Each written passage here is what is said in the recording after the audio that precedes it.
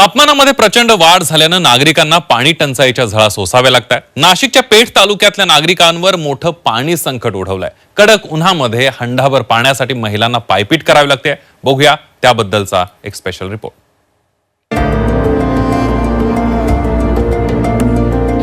नाशिकच्या पेठ तालुक्यात पाणीबाणी, हंडाभर पाण्यासाठी 3 किलोमीटरची पायपीट, लहानग्यांच्या डोक्यावर हंड्याचे ओझे। नाशिकमधला पेठ म्हणजे आदिवासी लोकसंख्या असलेला दुर्गम तालुका। इथल्या कुंभाळे ग्रामस्थांना भीषण पाणी टंचाईचा सामना करावा लागतोय। भर उन्हात हंडाभर पाण्यासाठी महिलांना पायपीट करावी लागतीये। ह्या आहेत बोरीची बारी इथल्या महिला। तब्बल 3 किलोमीटर अंतरावरून चढ उताराच्या पायवाटेनं डोक्यावर पाण्यानं भरलेले 3 हंडे घेऊन वाट तुडवावी लागते।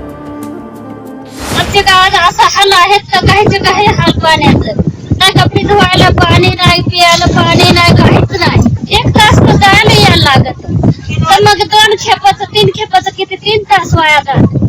3 खेपाची भांडी किती 6 फक्त जाते डोक्यावर। वेळ प्रसंगी आजारपण बाजूला सारून पाण्यासाठी महिलांना धावपळ करावी लागतीये। आपल्या लहान लेकरांनाही पाण्यासाठी विहिरीवर नेण्याची वेळ त्यांच्यावर आली आहे।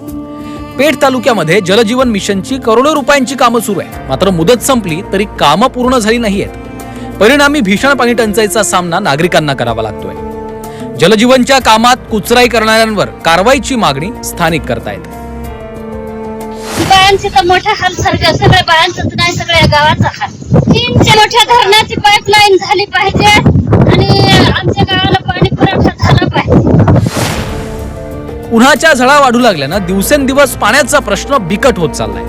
नाशिकच्या पेठ तालुक्यात पाण्याचं मोठं संकट ओढवलंय। जलजीवन मिशनची कामं पूर्ण करण्यासाठी सरकार कधी पावलं उचलणार हेच पाहणं आता महत्त्वाचं आहे। सागर गायकवाड, झी 24 तास, नाशिक।